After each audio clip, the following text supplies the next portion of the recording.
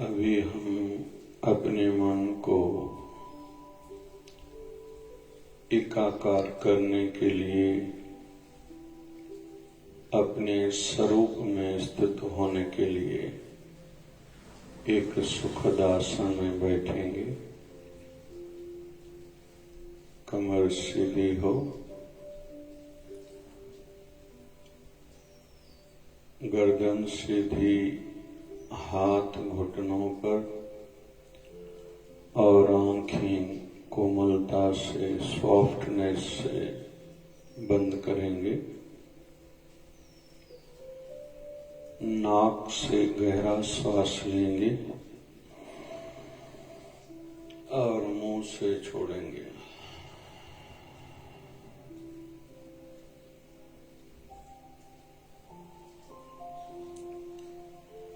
फिर से श्वास नाक से लेंगे,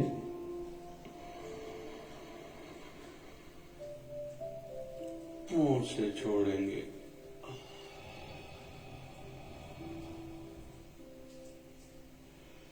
इस माध्यम से हम अपनी कुमति को, नेगेटिविटी को, तनाव को अंदर से बाहर निकाल रहे हैं।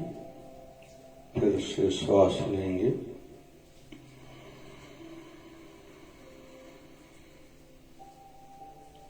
श्वास को छोड़ेंगे मुंह से।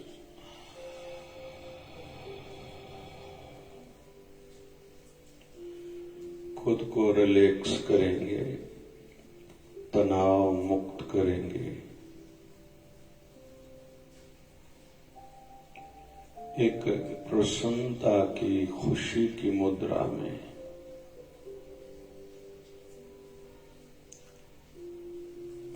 अपने मन को, अपने अवचेतन मन को, सबकॉन्शियसनेस को हम तैयार कर रहे हैं कि उस परम सत्ता की कृपा मुझ पर विशेष बरस रही है। अभी केवल उससे ही जुड़ना है, उनसे ही पावर, शक्ति प्राप्त करके शक्तिशाली बन के, पावरफुल बन के पूरा दिन वितरण करना है, गुजारना है।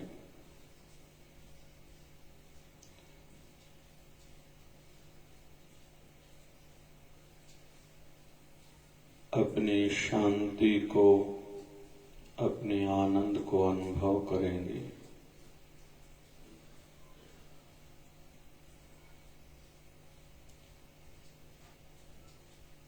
इस बीच में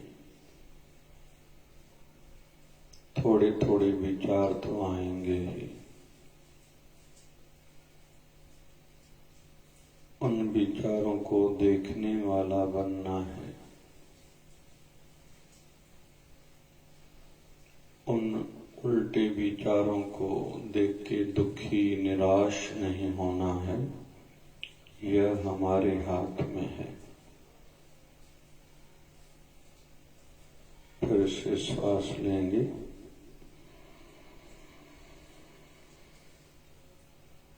यह शक्ति हमारे अंदर आई,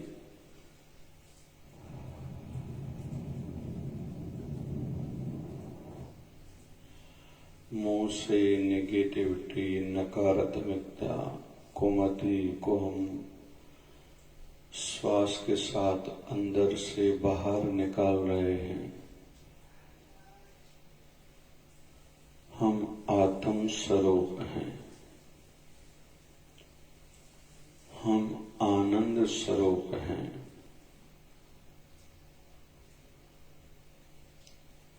हम उस परमात्मा की अंश हैं। हमारे अंदर वही परमात्मा है, आत्मा के रूप में। वो परम आत्मा, हम आत्मा के रूप में। आनंद हमारा मूल स्वभाव है। चित्त का स्वभाव शांत स्वरूप है।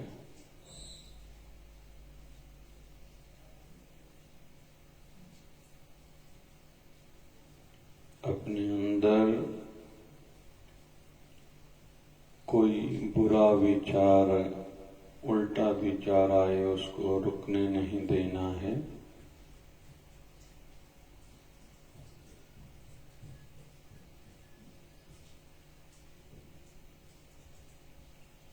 और जो विचार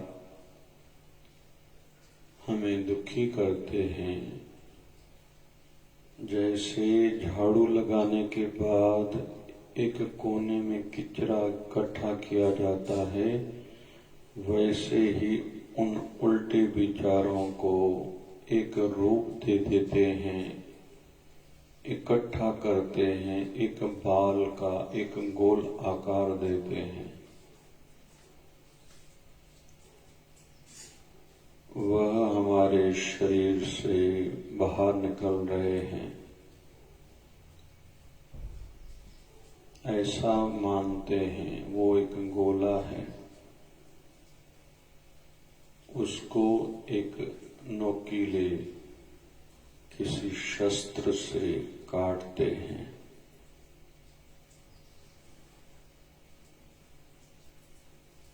अभी हमारे अंदर कोई नेगेटिविटी नहीं,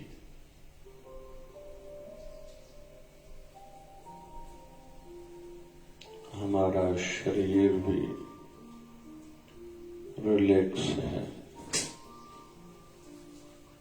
मन भी रिलैक्स है।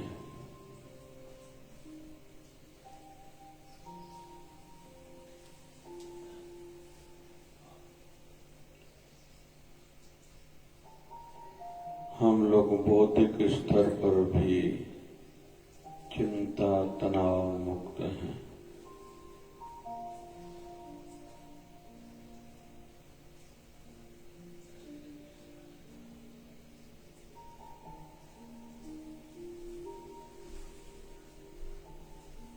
श्वास लेंगे, श्वास को रोक के थोड़ी देर के लिए छोड़ेंगे।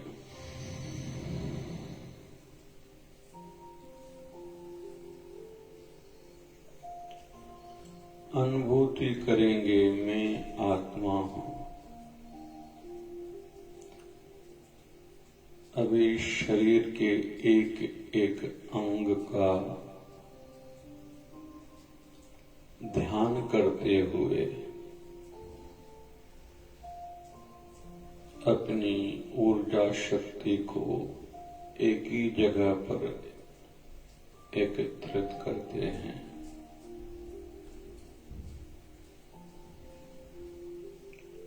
जैसे हमारे पैर धरती पर जहाँ स्पर्श हो रहे हैं, वहाँ अपनी शक्ति को, विचारों को केंद्रित करेंगे।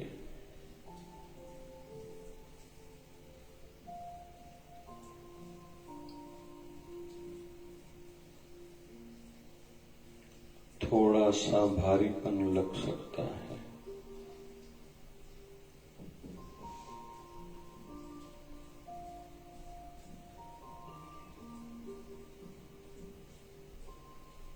हम शरीर के जिस भाग पे बैठे हैं उस पर ध्यान केंद्रित करेंगे।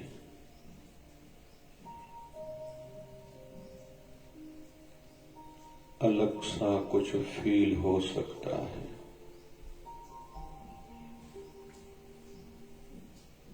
अभी अपना ध्यान कमर पर केंद्रित करेंगे। वहां से भी थकान, तनाव बाहर निकलता देखेंगे। थोड़ा और ऊपर चलते हैं, कंधों की ओर।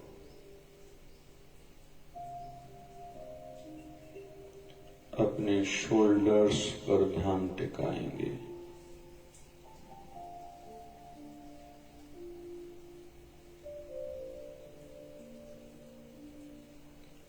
हमारे दोनों हाथ घुटनों पर पड़े हैं। राइट वाले हाथ को जो स्पर्श हो रहा है, टच हो रहा है, वहां ध्यान केंद्रित करेंगे।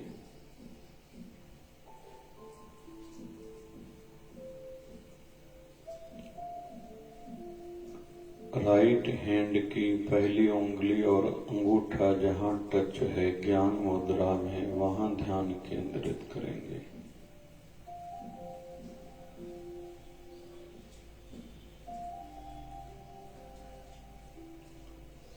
अभी उल्टा हाथ घुटने पर टच हो रहा है, उसको स्पर्श पर ही ध्यान केंद्रित करेंगे।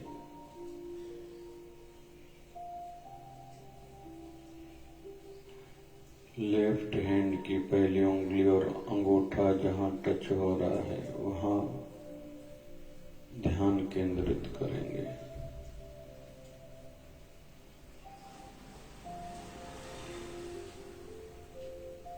अभी अपनी गर्दन पर ध्यान केंद्रित करेंगे।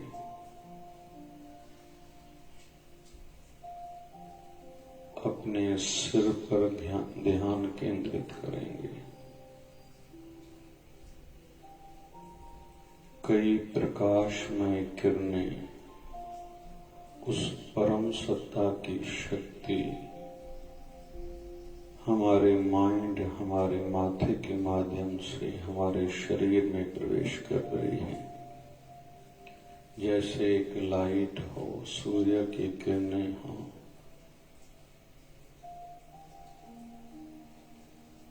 वो कृपा हमारे सिर के माध्यम से शरीर में प्रवेश अंग अंग में कर रही है।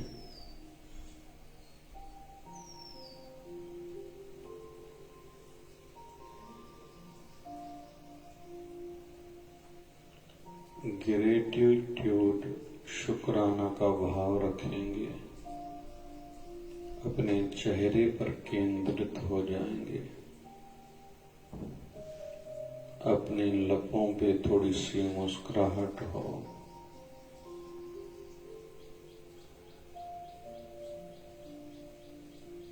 अपने गाल की मसल्स को रिलैक्स करेंगे।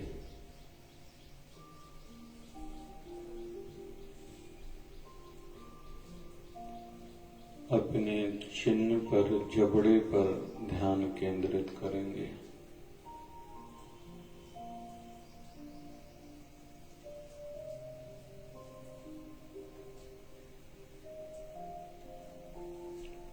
हमारे दांत आपस में मिले हुए हैं, वहां ध्यान केंद्रित करेंगे।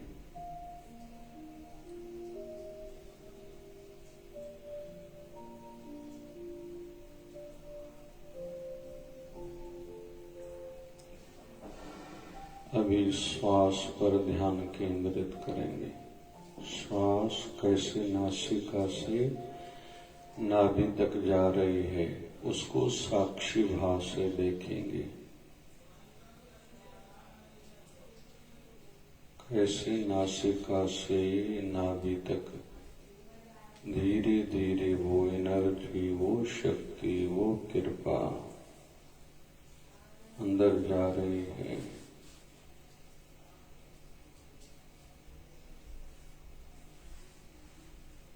फिर नाभि से वो श्वास थोड़ा रुकने के बाद कैसे बाहर आ रहा है।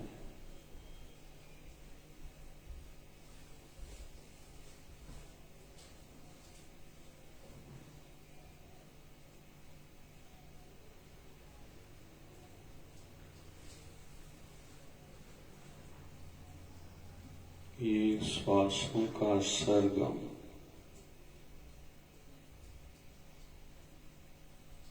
देखने वाले बने। अपने श्वासों को ही माला बनाते हैं। साधक का हर श्वास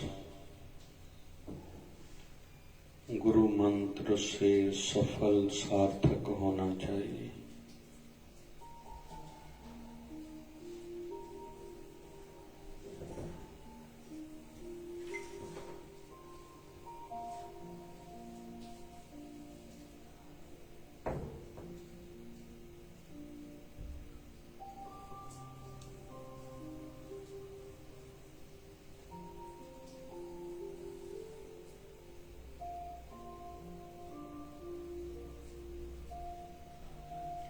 मैं आनंद स्वरूप हूँ, मैं शांति स्वरूप हूँ।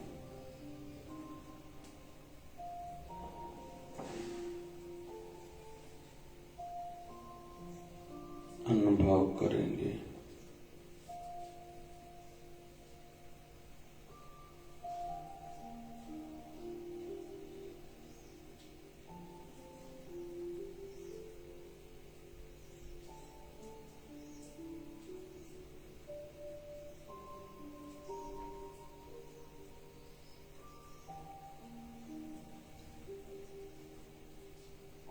आनंद तो मेरे अंदर ही था, मैं बाहर ढूंढता था।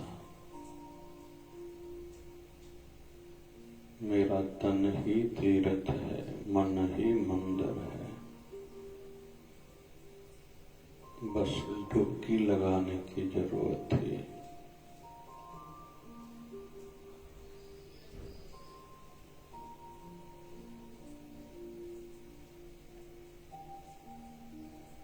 कोशिश करके प्रयास करें, दिन में 2 बार ही सही 10-10 मिनट के लिए ही बैठेंगे तो जीवन ही बदल जाएगा।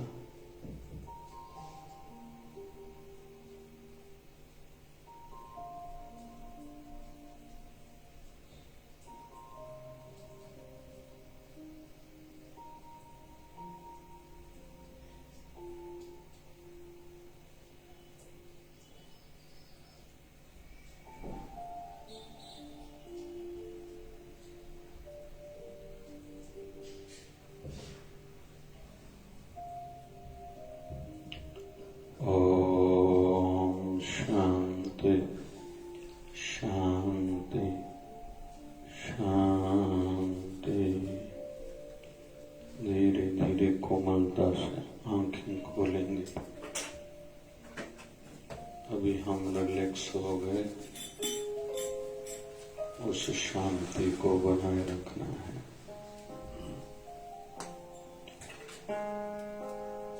राम राम राम राम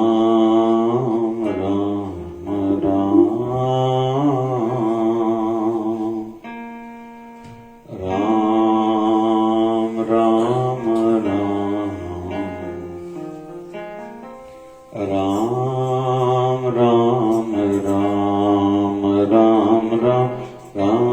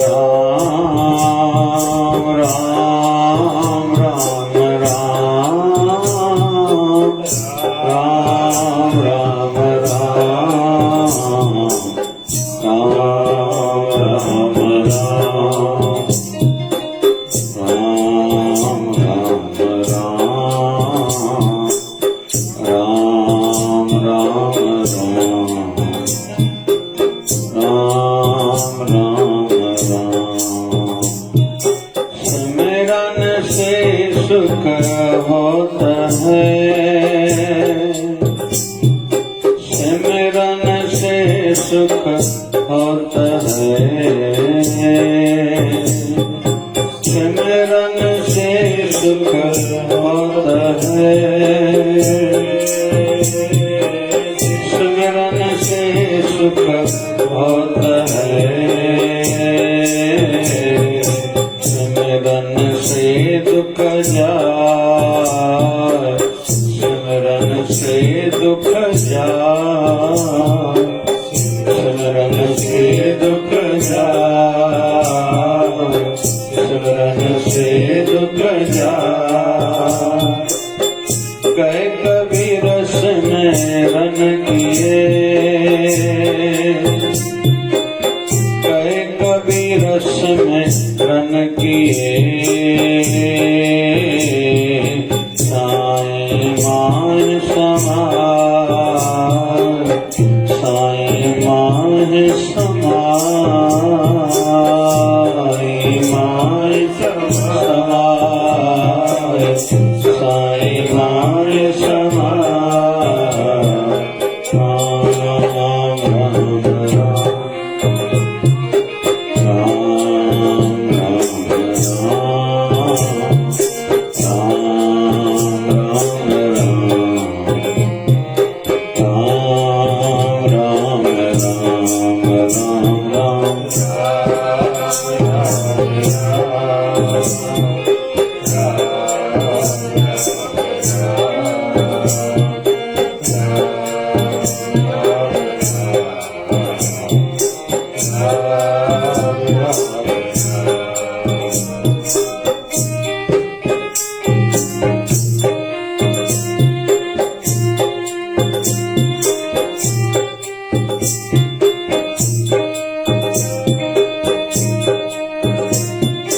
सिमरन मार्ग सहज का,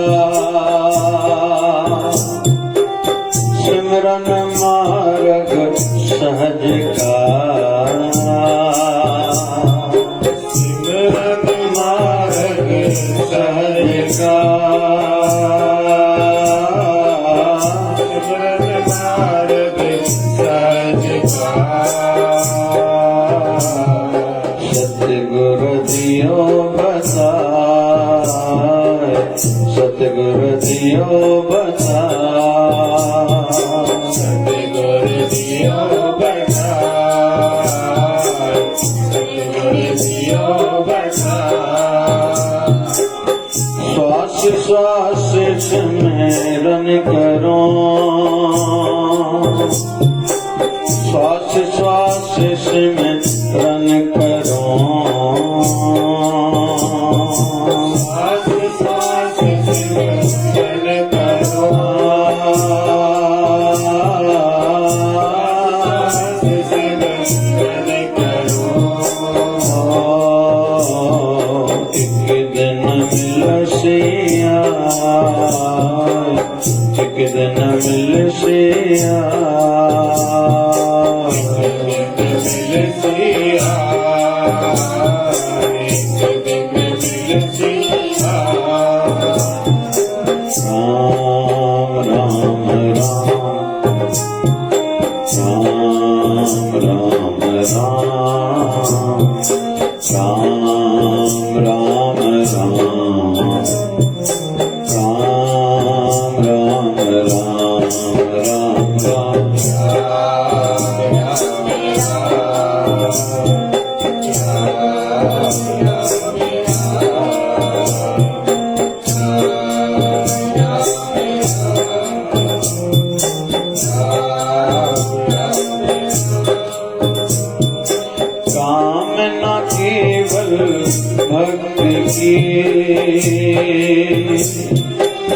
कामना केवल भक्ति की, केवल भक्ति की, कामना केवल भक्ति की। करना संत दास, करना संत दास,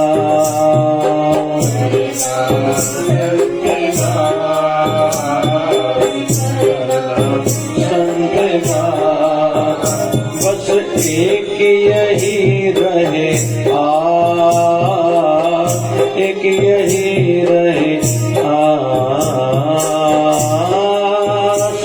एक यही रहे आस, एक यही रहे आस, मिटाए सभी तिरास को जो मिटाए, सभी तिरास को जो मिटाए, सभी तिरास को जो मिटाए, सभी तिरास को। राम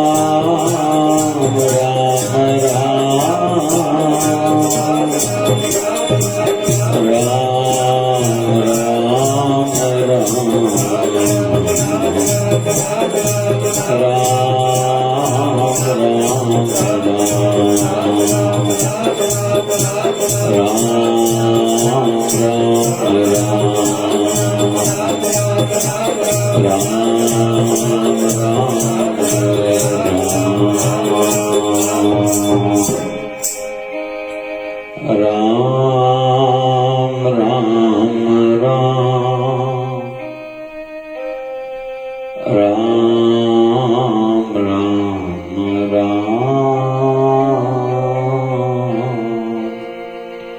राम राम राम राम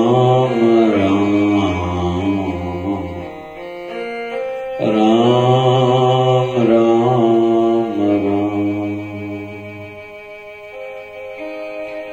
इंसान का जीवन ही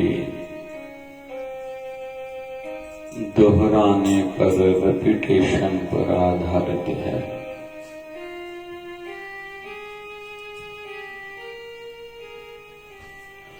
हम इसको स्वीकृति मान्यता भी दे रहे हैं, लेकिन कहीं कहीं यही रिपीटिशन, दोहराना, बार बार वही काम करना हमें आपत्ति सी महसूस होती है, अच्छा नहीं लगता।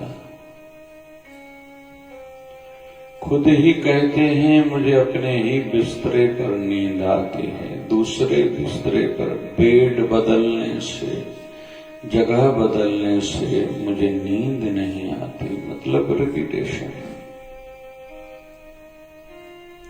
सुबह से लेके रात तक हमारा स्वभाव बन चुका है, इंसानी फितरत, नेचर बन चुकी है रिपीटेशन की। चाय रोज सवेरे उठते ही मुझे चाहिए और अच्छी चाहिए। दिन में मुझे इतनी बार ही चाय लगती है।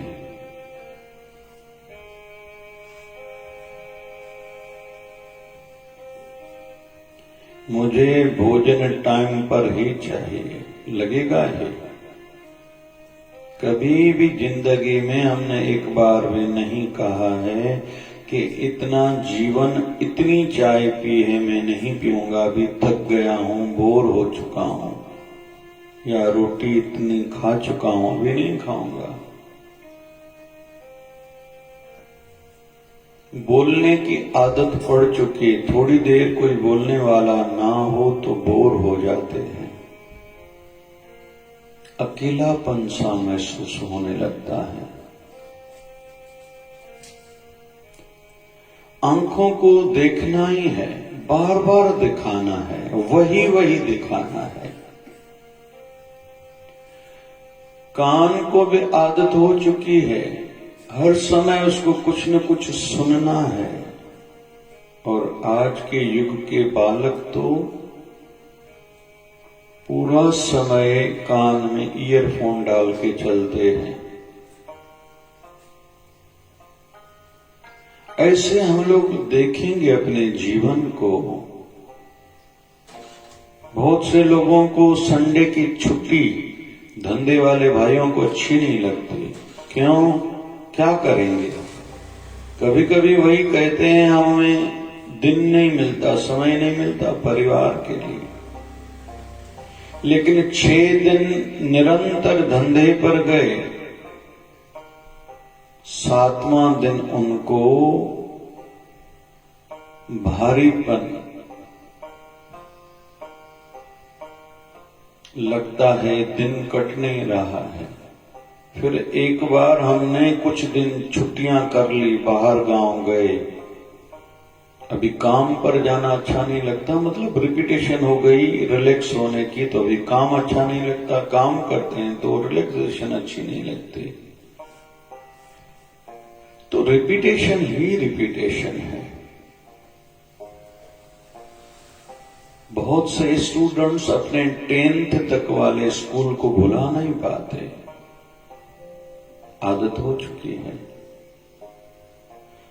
तो क्यों हमें सेवा के समय, सिमरन के समय, सत्संग के समय रिपीटेशन भारी लगती है? वही वही तो सत्संग है, वही वही कथा तो है। अरे पता नहीं, हम इतनी पिक्चर्स देखते हैं, क्या होता है? अंदाजा भी तो आ ही जाता है इस पिक्चर की एंड कैसे होगी।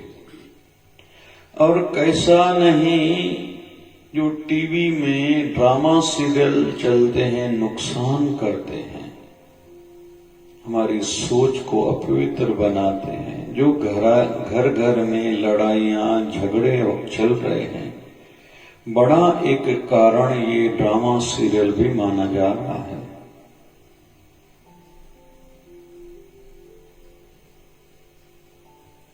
फिर भी वही चाहिए, पता है, अंदाजा है ऐसा ही आगे होने वाला है, फिर भी देखेंगे ही। कितना नहीं लोग टाइम देते हैं क्रिकेट देखने को। ऐसा भी मानना है दुनिया में कुछ केवल 10-15 देश ही क्रिकेट देखने वाले हैं, या चलो फुटबॉल वर्ल्ड गेम मानते हैं।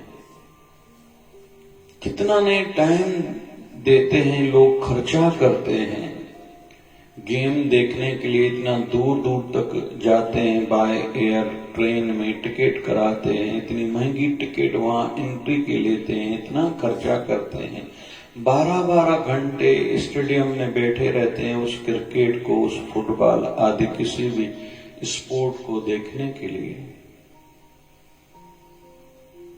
तो वहां रिपीटेशन हो रही है, वहां बोरियत नहीं होती है। कथा और सत्संग के लिए कहते हैं वही वही तो बोलते हैं। अरे तेरी सोच को एक दिशा मिल रही है, संशोधन चल रहा है, तेरा नवीनकरण हो रहा है, तुझे तराशा जा रहा है। क्यों? क्योंकि एक विचार ही किसी कर्म का अंकुर माना जाता है, बीज माना जाता है, बेस माना जाता है। दुनिया में एक व्यक्ति था, कहता था मैं चेयर को, कुर्सी को उड़ाऊंगा। लोगों ने कहा पागल हो? कहा नहीं, मैं टेबल को भी उड़ाऊंगा। बोले ऐसा हो सकता है? बोले टेबल पर चीजें रखी हुई वो भी साथ में उड़ाऊंगा। बोले हो ही नहीं सकता। बोले उस इंसान की जो बैग होगी उसको भी उड़ाऊंगा, उस इंसान को भी उड़ाऊंगा। तो लोगों ने कहा ऐसा नहीं हो सकता, लेकिन वो वाइट ब्रदर्स थे जिन्होंने लोगों की बातों की ओर ध्यान नहीं दिया और एरोप्लेन का, जहाज का आविष्कार किया, इनोवेशन किया। आज दुनिया इतने सारे सुख ले रही है,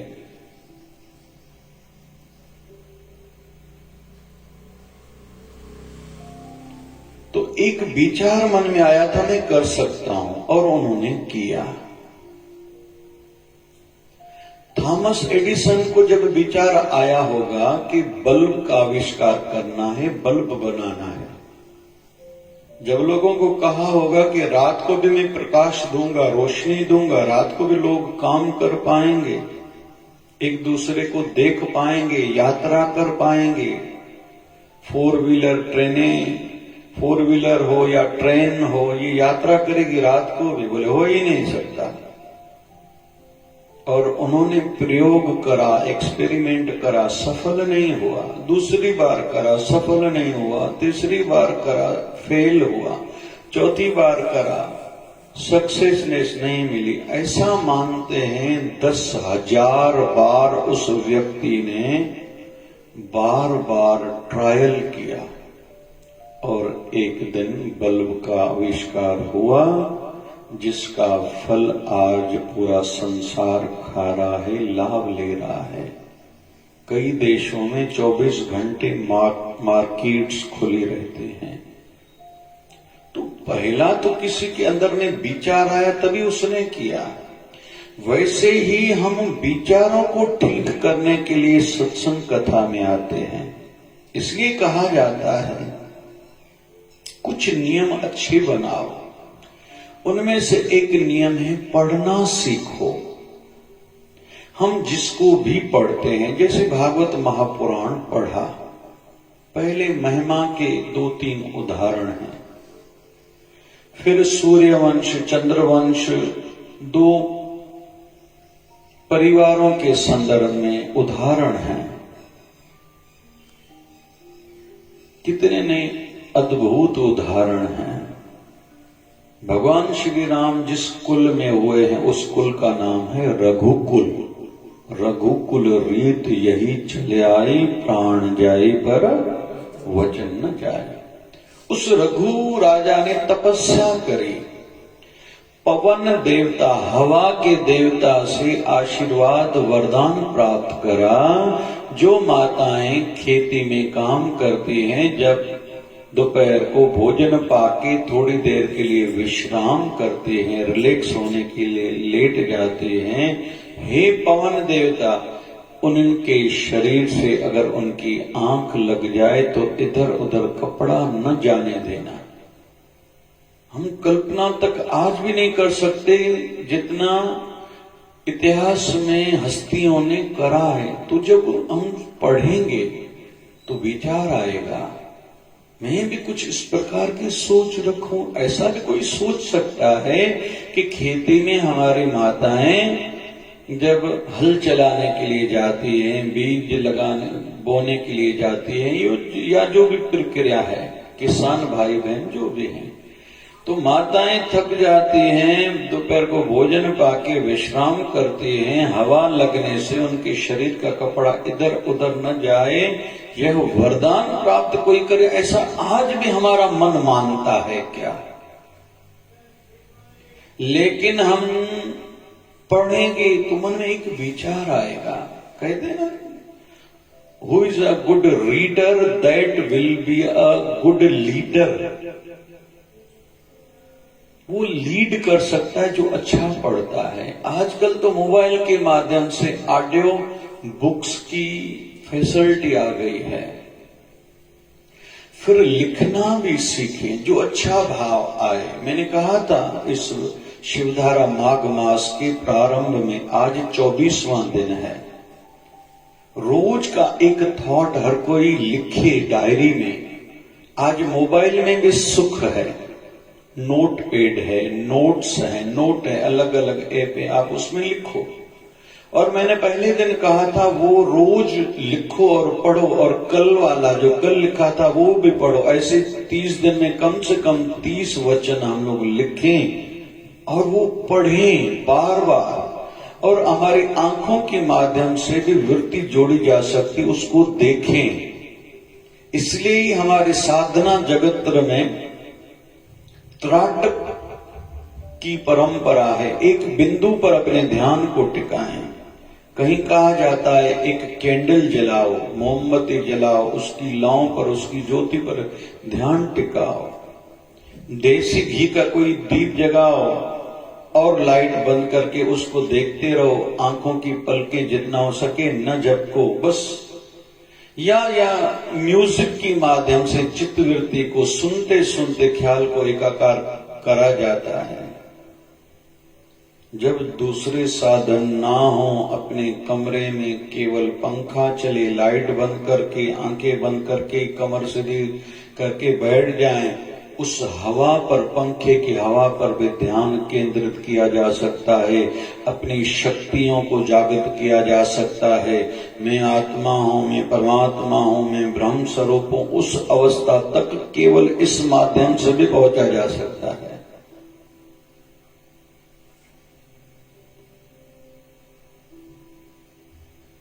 बहुत लोग ऐसा भी रसिक करते हैं, किसी गार्डन में चले गए, हवा की हिलोर पर ध्यान केंद्रित करते हैं, पंछियों की चूं चूं पर ध्यान केंद्रित करते हैं। हम लोग बहुत कुछ सहजता से प्राप्त कर सकते हैं, ज्यादा बाहर जाने के लिए ज्यादा करने की आवश्यकता नहीं है। और इसलिए तो गुरु जरूरी है, गुरु सहजता के माध्यम बताता है, तरीके सिखाता है, बस ये सरल करो और बहुत कुछ प्राप्त करो। तो लिखें, पढ़ें भी, लिखें भी, और एक टाइम टेबल भी हो, टाइम मैनेजमेंट जीवन में जरूरी हो। मुझे ये टाइम पर यही करना है, सुबह को केवल खास काम करने हैं। 80-20 वाले रूल अपनाने हैं। 20% मेरे जीवन में ऐसे काम हैं जो 80% मुझे लाभ देगा, तो 20% कामों पर मैं 80% टाइम लगाऊंगा। बाकी टाइम मिला तो रात को देखेंगे, कभी हफ्ते में एक आधी बार देखेंगे। स्टूडेंट जरूरी वाले सब्जेक्ट्स को समय ज्यादा दें। धंधे वाले भाई अकाउंट पर ध्यान दें। ध्यान साधना वाले भी सवेरे उठ के ब्रह्म मुहूर्त में ध्यान करते हैं, साधना करते हैं, तो जल्दी उनके जीवन में चमत्कार दिखाई देता है, बदलाव दिखाई देता है। जो सवेरे उठ के सत्संग सुनते हैं, सुनना, देखना या पढ़ना, इन तीनों का प्रभाव है हमारे मन पर। फिर चौथा, जैसा होगा अन्न वैसा बनेगा मन, जैसा होगा पानी वैसी बनेगी वाणी। और स्थान का प्रभाव, खाने का, पीने का और स्थान का प्रभाव। फिर जिसने हमारे लिए कुछ बनाया या जिसने पानी लाया, उसका भी प्रभाव हमारे मन पर है। इसलिए कहते हैं पानी पीजे छान के, गुरु कीजे पछान के, ये नियम है। तो तीसरी बात हमने सीखी टाइम मैनेजमेंट, समय पर ध्यान दे। चौथा, संगति की ओर भी ध्यान जाना चाहिए। संगति से हमारी सोच बनती है। उन्होंने क्या पहना, हमने देखा, हमारे मन को अच्छा लगा, वैसा पहनना प्रारंभ करेंगे। एक मान्यता ये भी है, कोई क्रिकेटर ने एक बार दाढ़ी रखी, आज पूरी दुनिया के बाल दाढ़ी रखते। पहले दाढ़ी रखना लोगों को आपत्तिजनक लगता था।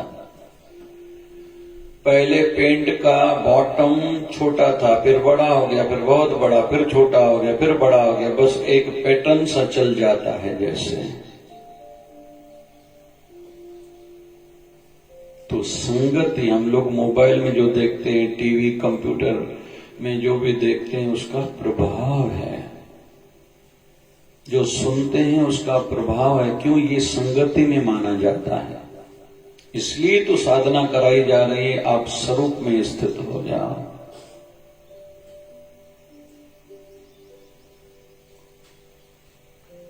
उदालक ऋषि गुरु के पास आया है, दरवाजा बंद था, गुरु के घर का दरवाजा खटखटाया, अंदर से आवाज आया, कौन हो? बोले गुरु जी यही समझने के लिए, सीखने के लिए आया हूं, मैं कौन हूं? कोई कहता है तुम मेरे बेटे हो, कोई कहता है तुम भाई हो, कोई कहता है तुम मेरे कजिन हो, अलग अलग नामों से। कोई कहता है तुम मेरे भांजे हो। लेकिन अभी मुझे कभी कभी लगता है ये तो शरीर की बातें हैं, लेकिन मैं कौन हूं वो समझने के लिए तो गुरु के पास आया जाता है। और पांचवा गुण, एक जीवन का टारगेट हो,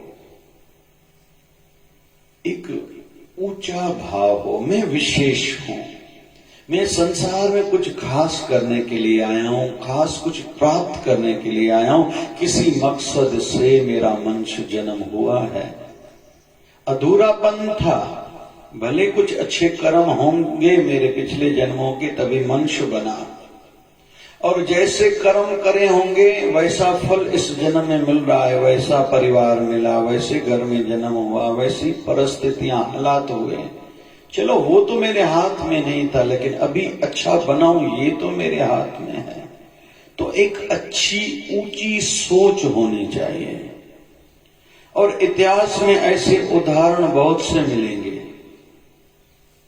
जिन्होंने बहुत कुछ संसार को दिया है। हेलन केलर बहरी थी, जन्म लेते ही बोल नहीं पाती थी, पीड़ा थी, यहां तक कि उसकी मां परिवार वालों को भी विचार आया था इस बच्ची को मार ही डालते हैं, जो सुन नहीं सकती, बोल नहीं सकती। लेकिन आगे चल के उन्होंने इस प्रकार के बच्चों के लिए एक विद्या, एक एजुकेशन का आविष्कार किया, इनोवेशन किया। टारगेट ऊंचा हो। मिलते हैं लोग मुझसे, एक बार एक व्यक्ति ने कहा कि मैं संतान को ज्यादा पढ़ा नहीं पाया, लेकिन पोते पोतियां जितनी हैं सबको डॉक्टर इंजीनियर बनाना है, और उन्होंने बनाया। ये अच्छी बात है, ये हमारे नगर की बात है, ये अच्छी बात है। लेकिन इससे ज्यादा क्या होगा? इससे यह उनको करना चाहिए मैं संस्कार दूं। जैसे बहुत से समाजों में कथा के लिए, श्रीमद् भागवत कथा, महापुराण कथा के लिए या सत्संग के लिए एक आदर है, उपवास की भावना रहती है, त्योहार पर पूरी विधियां परिवार मिलके करते हैं। लेकिन बहुत से परिवारों में ये बातें नहीं दिखाई देती, तो उनको इन प्रकार की बातों पर चिंता करना चाहिए, चिंतन करना चाहिए, चर्चाएं करनी चाहिए। ऐसा क्यों हमारे परिवार में नहीं हो रहा? जैसे एक उदाहरण को लेते हैं, अभी वास्तु दोष की चर्चाएं बहुत बढ़ रही हैं। क्यों? पहले क्यों नहीं थे? कोई वास्तु शास्त्र आजकल बना है, ये तो हजारों साल पुराना है। लेकिन पहले घर घर में गाय थी, गाय की सेवा थी। बुद्धि की दृष्टि से पैसा ज्यादा नहीं था, लेकिन बरकत थी, थोड़े पैसों में हर कोई खुश रहता था। आज पैसे का आंकड़ा भले बढ़ा है, लेकिन शांति कहाँ है, सुकून कहाँ है?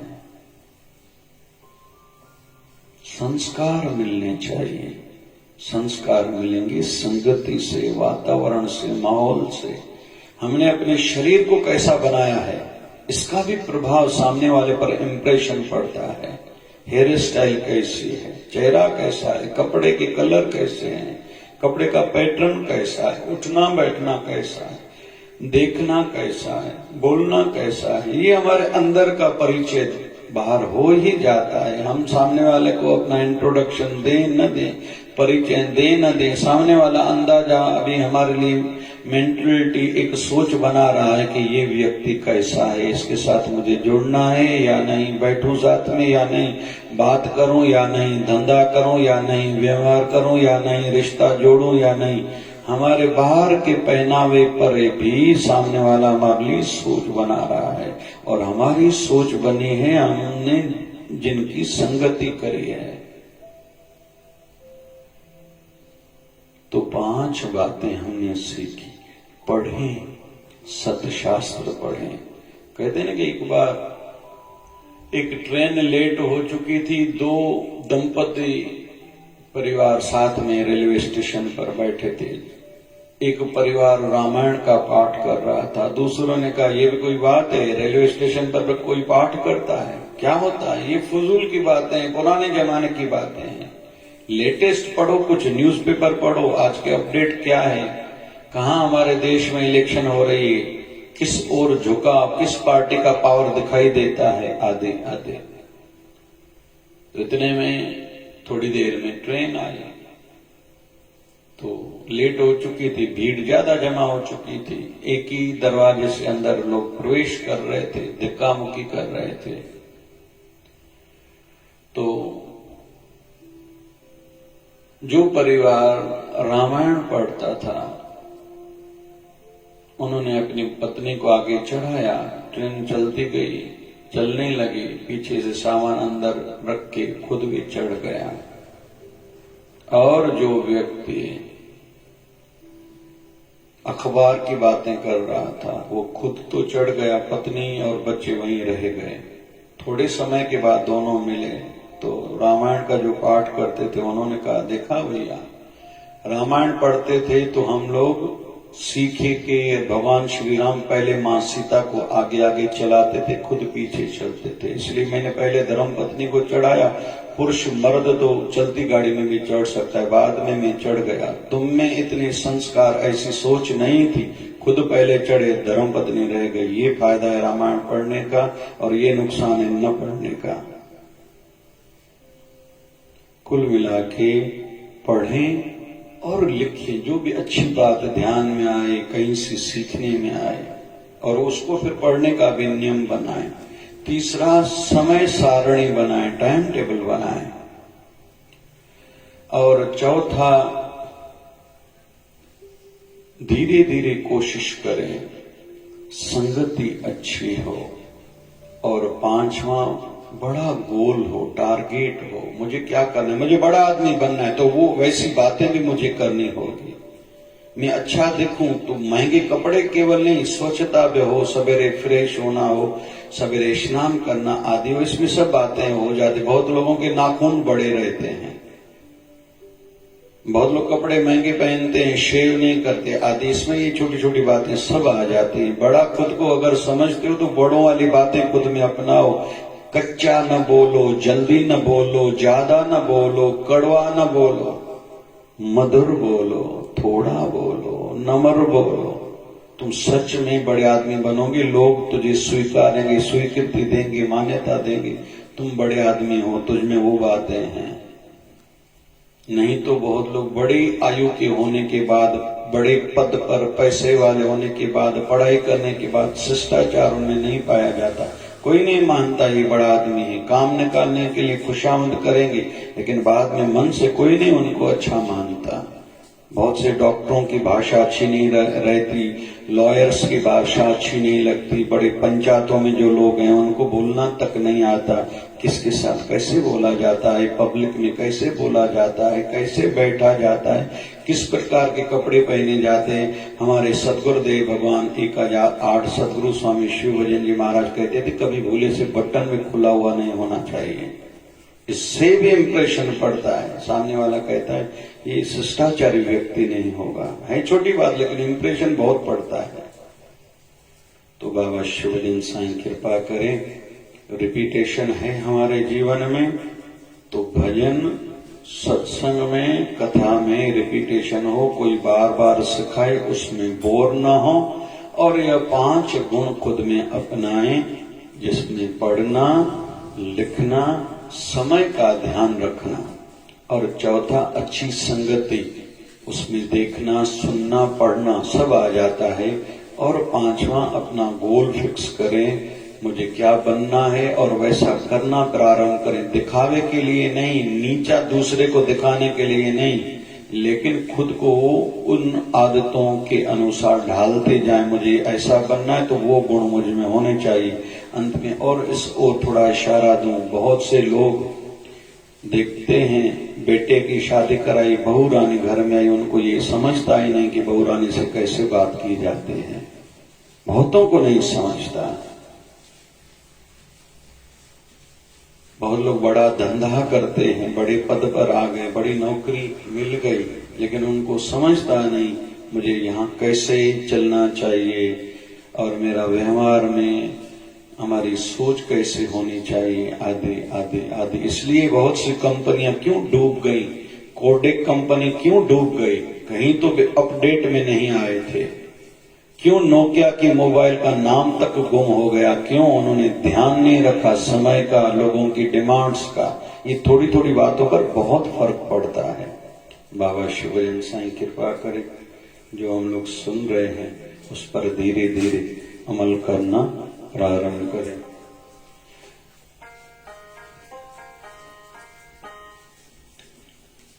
शिवदारा वाले बाबा दया करो, शिवदारा वाले बाबा दया करो, अपने भक्तों पे कृपा करो, अपने भक्तों पे कृपा करो। आए हैं सब तेरी शरण, तेरी शरण, तेरी शरण, अपने भक्तों की लाज रखो, शिवदारा वाले बाबा दया करो, कलयुग का समय भारी, भूल के पड़े सब नर नारी, तुम ही हो बस हितकारी, माया जाल से रक्षा करो, शिवदारा वाले बाबा दया करो, अपने बच्चों पे कृपा करो,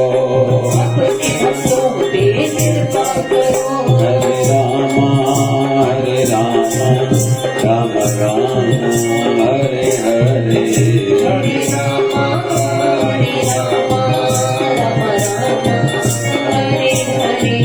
हरे कृष्णा कृष्णा कृष्णा हरे हरे,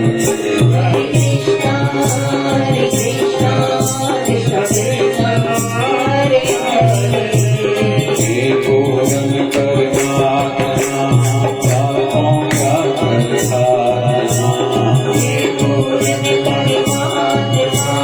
पापों का करतारना, विश्व बने रघुनाथना, हम सब तेरी आराधना, प्यारा प्यारा निर्मल धारा, प्रेम की धारा,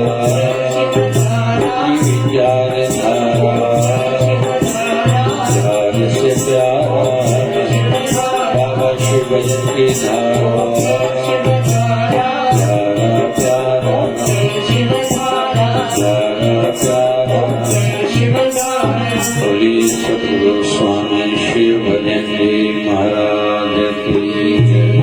सत्य भाव से आरती में जाता हूँ,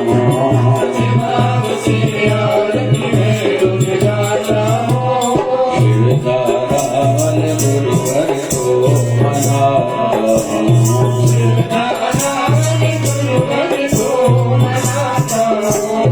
माता पिता और भाई बंधु तू ही सब कुछ मेरा,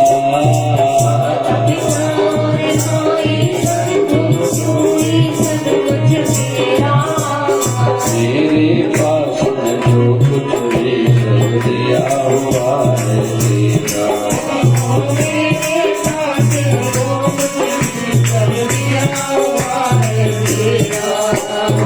प्रणाम करके शीश को मैं झुकाता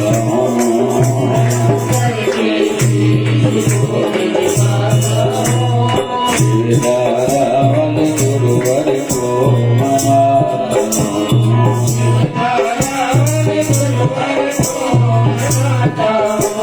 श्वास श्वास में सिमरन करके हर पल याद करो,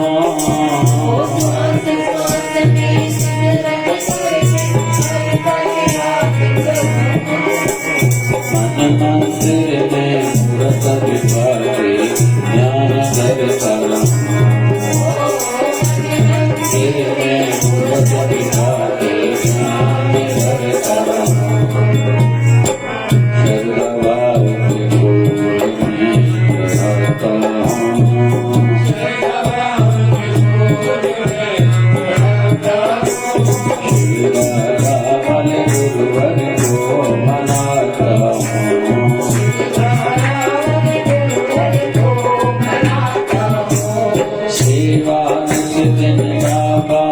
अपने दर की कराते रहना।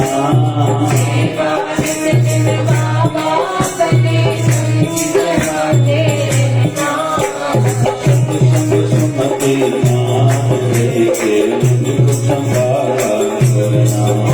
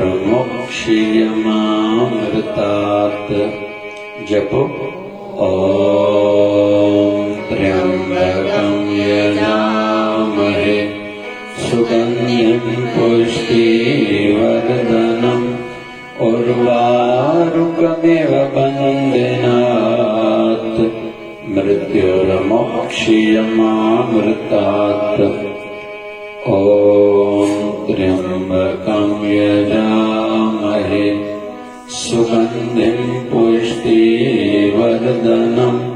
उर्वारुकमिव लोकमेव बन्धनात् मृत्युर्मोक्षयमामृतात्।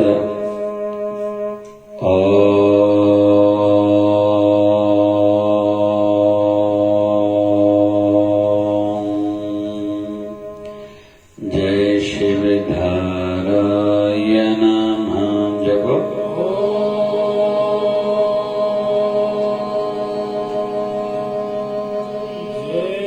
शिवधाराय नमः।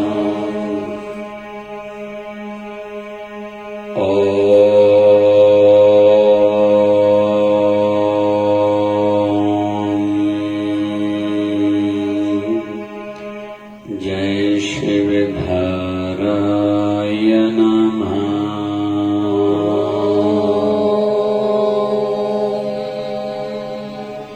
जय शिवधाराय नमः।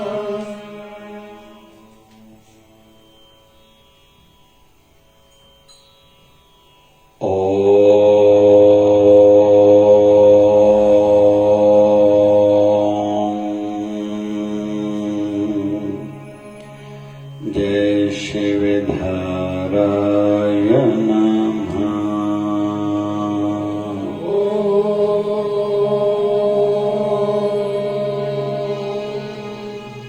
जय शिवधाराय नमः।